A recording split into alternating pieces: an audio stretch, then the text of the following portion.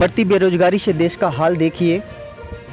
अडानी अंबानी के घर माल देखिए। और बढ़ गया खुदा तू भी मंदिर मस्जिद गुरुद्वार में। और जातिवाद में उलझा भारत छुआछूत की मार में। सच का दर्पण दिखा सकूं वो विज्ञान रहे चंदा शर्माए। और मधुमक्खी गुलशन से चुन चुन कर मधु लाए। क्या करूं प्रकृति का कभी हृदय खो जाता है। और मेरी हर नज्म में प्रिय जिक्र तेरा हो जाता है। कोयल की वो धुन आवाज़ तुम्हारी लगती।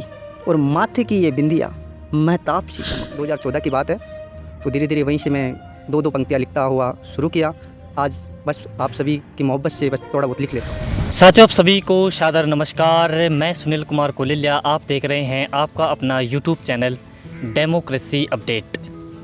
शायरी जगत के और या कहूँ कि मोहब्बत की ज़ुबान के एक ऐसे शायर, एक ऐसे टूटे हुए शायर आज हमारे बीच में राइटर सूर्या जी मौजूद हैं और उनसे एक ख़ास बातचीत में हम मुलाकात करेंगे।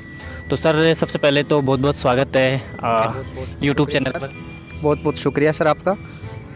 सर, मेरा पहला सवाल तो यही होगा क्योंकि क्योंकि सब कुछ पहले से मतलब तैयार नहीं था, तो मैं आपको पूछूंगा कि जो शायरी की जो मतलब शुरुआत है वो आपने कब से की, या फिर पहली कोई लाइनें मतलब आप हमें सुनाना चाहोगे? बिल्कुल, शायरी ऐसा दर्द है कि जो अंदर से निकलता है। यानी ये कहना चाहूँगा कि इसका शौक़ मुझे कॉलेज लाइफ से चला लगा था। और जब मैं घनानंद बिहारी आलम बोथा जायसी सुमित्रा नंदन पंत इनको पढ़ा तो एक दर्द, एक भाव जो दिल से निकलता है वो उत्पन्न हुआ। और मुझे सुमित्रा नंदन की दो पंक्तियाँ आज भी याद है कि वियोगी होगा पहला कवि, आज से उपजा होगा गान, और आंखों से चुपचाप निकलकर बही होगी कविता अनजान। क्या बात। तो उसी से प्रेरित होकर मैंने लिखना शुरू किया था। एक जैसे मैं भी आपका बहुत बड़ा फ़ैन हूँ। आपकी जो गज़लें होती हैं, आपकी जो नज़्म होती है, उनमें मतलब आप उर्दू ज़बान के भी शब्द इस्तेमाल करते हैं। उसमें एक ख़ास तरह का मतलब दर्द झलकता है, मतलब या कहे कि रूह सी काँप जाती है। तो इसके पीछे मतलब क्या कारण रहा, मतलब आपकी, मैं वैसे एक प्रश्न पूछना नहीं चाहिए, मतलब एक निजी सवाल है, तो इसके पीछे क्या कारण है? देखो, ये तो मैं ये कहना चाहूँगा कि सबसे पहले कि इसके लिए अभ्यास निरंतर ज़रूरी है। एक शिशु अवस्था से जवानी, जवानी से बुढ़ापा, यूँ कहूँगा कविताओं का भी यही दौर चलता है। अगर शिशु अवस्था में अगर कोई रचनाकार कविताएँ या कोई शायरी कर रहा है तो हम उसकी तुलना तुलसीदास से तो नहीं कर सकते, है कि नहीं। तो उसमें वक्त लगता है, समय लगता है, और वो दर्द झेलना पड़ता है। और आपको दर्द कहाँ से प्राप्त हो रहा है? आप कहीं से भी मिल सकता है, आप किसी से भी प्रेरित हो सकते हो, वो प्रेम भी हो सकता है। और वही शायद मेरे साथ हुआ था। आपकी शुरुआत मतलब प्रेम से? हाँ, प्रेम हुआ था मुझे भी। ये 2014 की बात है, तो धीरे धीरे वहीं से मैं दो पंक्तियाँ लिखता हुआ शुरू किया। आज बस आप सभी की मोहब्बत से बस थोड़ा बहुत लिख लेता हूँ। शायरी से मुझे याद आया कि आप प्रेम पे शायरी लिखते हैं, मोहब्बत पे शायरी लिखते हैं। क्या कभी सरकारी जो आकाएँ हैं, जो सत्ताएँ हैं, उन पे आपने कभी कुछ गज़लें, कविता, गीत लिखे? बिल्कुल, वैसे हर फील्ड में लिखा है मैंने, लेकिन श्रृंगार रस पे मैंने बहुत ज़्यादा लिखा है। वीर रस में भी बहुत सी कविताएँ लिखी है मैंने, और सरकार पर भी कड़े व्यंग किए हैं। मेरे आर्टिकल भी पब्लिश हुए हैं। बेरोज़गारों के ऊपर भी लिखा है मैंने, और युवाओं के ऊपर, सब पे लिखा है वैसे तो। और विदाएँ मुझे अच्छी लगती है, कुंडलिका भी, घनाक्षरी छंद भी, कहानी भी। ज़्यादातर तक मैं मुक्तक कविताएँ लिखता हूँ, मुक्तक लिखता हूँ, और जो स्वतंत्र होती है वो कविताएँ लिखता हूँ, क्योंकि इतना समय नहीं मिल पाता है। सूर्य जी, आज के दौर में हम देख रहे हैं कि कुछ सरकारी कवि बहुत मतलब होते जा रहे हैं जो 2400 घंटे मतलब कहने को तो वो कवि हैं, लेकिन मैं तो उनको कवि नहीं मानता कि वो सरकार की तारीफ़ें करने लग जाते हैं। मतलब चाहे सरकारें गलत काम करें, अच्छे तो खैर उसके करना ही चाहिए, लेकिन एक जो कवि जो होता है वो समाज का दर्पण होता है, आईना होता है। बिल्कुल। तो उस कवि को आपके हिसाब से मतलब किस तरह से निष्कर्ष भाव से अपनी रचनाएं लिखना चाहिए? देखो, मैं तो ये कह रहा हूँ कि अभी फ़िलहाल जो 90% है राइटर, वो दलाली कर रहे हैं। पत्रकारों के लिए भी यही कहूँगा, जिधर टुकड़ा फेंको उधर चले जाते हैं। मुझे लगता ही नहीं है कि वो स्वतंत्र है, क्योंकि स्वतंत्र होते तो शायद आज राजनीति की ऐसी दोहरी स्थिति नहीं देखनी पड़ती हमें, जो देखना पड़ रहा है। मीडिया बिक चुकी है, लोग गुलाम बन रहे हैं।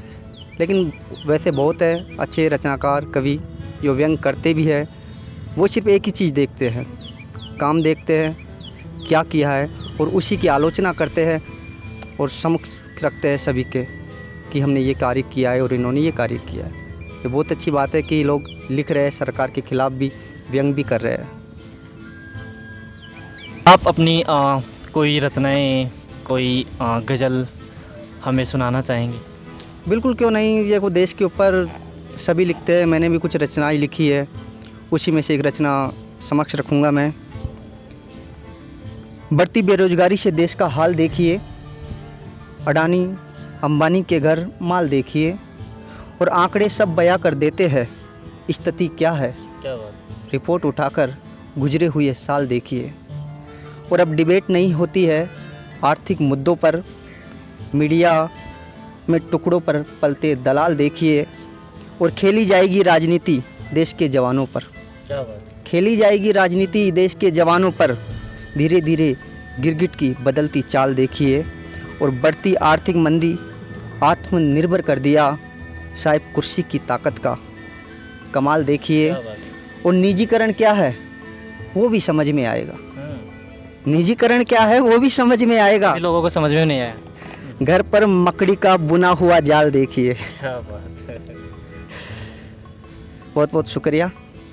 और आपने जैसे ये तो आपने सुनाया, तो इसके अलावा आपने किसी और विषय पे मतलब कोई रचनाएं आपने लिखी हो?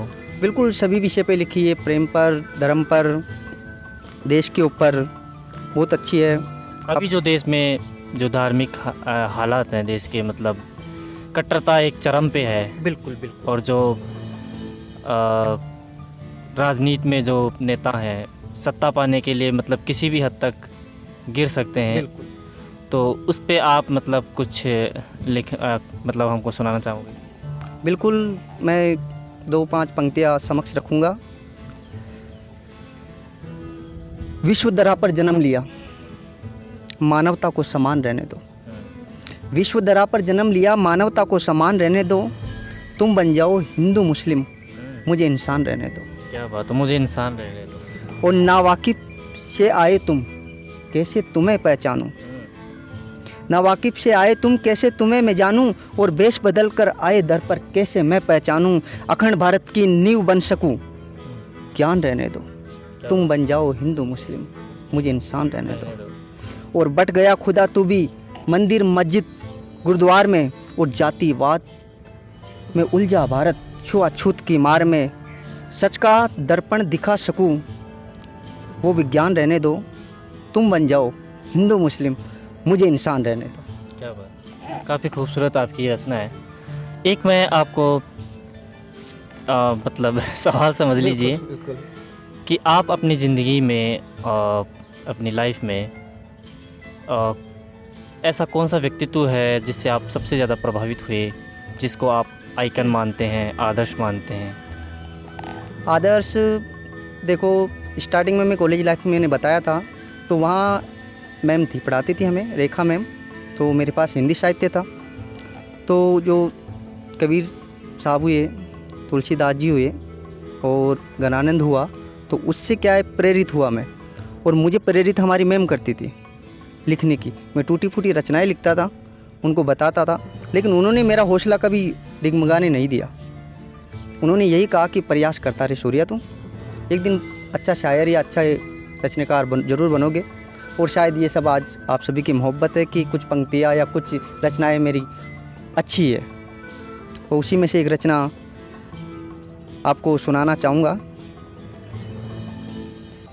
श्रृंगारस पे लिखी थी बहुत पहले कि सुबह सुबह सूरज को देख, दिन ढले चंदा शर्माए, और मधुमक्खी गुलशन से चुन चुन चुन कर मधु लाए। क्या करूँ प्रकृति का कभी हृदय खो जाता है, और मेरी हर नज्म में प्रिय जिक्र तेरा हो जाता है। कोयल की वो धुन आवाज़ तुम्हारी लगती, और माथे की ये बिंदिया महताब सी चमकती। जुगनू भी उस नूर का दीवाना हो जाता है, और मेरी हर नज्म में जिक्र प्रिय तेरा हो जाता है। खुले हुए गेसु रुख सोया है छाँव में, खुले हुए गेसु रुख सोया है छाँव में।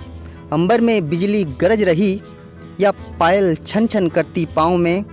रूप तेरा देख पागल कामदेव हो जाता है, और मेरी हर नज्म में प्रिय जिक्र तेरा हो जाता है। और सावन आया नाचे मयूर, प्रेम राग सुनावे, होठों को अंबुज समझ भंवरे यूं मंडराए। हृदय लगा तस्वीर तेरी, हृदय लगा तस्वीर तेरी, जख्मी शायर सो जाता है, और मेरी हर निज नज्म में प्रिय जिक्र तेरा हो जाता है। क्या बात है, बहुत खूब। शुक्रिया।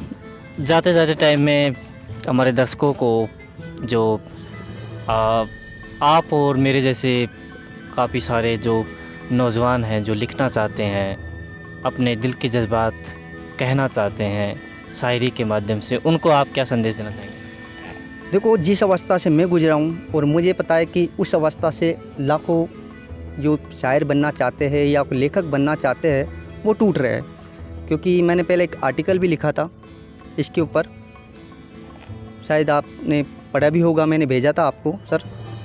तो मैं ये कहना चाहता हूँ कि आप जिस अवस्था में आप हो, जिस शिशु अवस्था में हो लिखने की में, तो लोग आपकी रचनाओं में एक नहीं 50 कमियाँ निकालेंगे। तो उन कमियों को आप देखकर डगमगाओ मत, उससे प्रेरित हो। क्योंकि कबीर साहब ने भी कहा है कि निंदक नेरे राखिए आंगन कुठी सवाए। तो उस निंदा करने वाले को अपने पास रखो, क्योंकि जब तक आपकी कमियां कोई नहीं बताएगा तब तक आप अच्छे रचनाकार नहीं बन सकते। उसमें समय लगेगा, वक्त लगेगा, लेकिन एक दिन आप अच्छे रचनाकार बन सकते हो। और दर्द या प्रेम पर आप लिख रहे हो, या देश के ऊपर लिख रहे हो, श्रृंगार रस पे लिख रहे हो, वीर रस पे लिख रहे हो, जिस पर भी लिख रहे हो, आप पहले उस फील्ड का ज्ञान लो। मतलब कहना ये चाह रहा हूँ कि लिखने से पहले पढ़ना सीखो।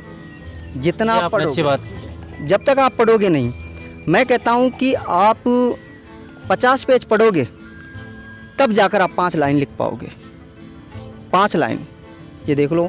क्योंकि ऐसा नहीं कि हम लिख रहे हैं, क्योंकि जब पढ़ा ही नहीं कोई चीज़, हमें ज्ञान ही नहीं है उस चीज़ का, और हम लिख रहे हैं, फिर 5 लाइनों में काट छाट करनी पड़ती, देखना पड़ता है, वो पूरी गलत हो जाती है सर फिर। तो हमें उसके लिए क्या, सबसे पहले पढ़ना ज़रूरी है। अच्छे राइटर्स हैं, उनकी किताबें पढ़िए। शायरी में आप जॉन एलिया साहब को पढ़ सकते हैं। आपके पसंदीदा शायर? यही है, टूटे हुए शायर जॉन एलिया। जॉन एलिया साहब मेरे फेवरेट शायर है। तो ये थे हमारे बीच में राइटर सूर्या जी, और ये जो इंटरव्यू है ये हम ले रहे थे इनका जयपुर के सिटी पार्क में।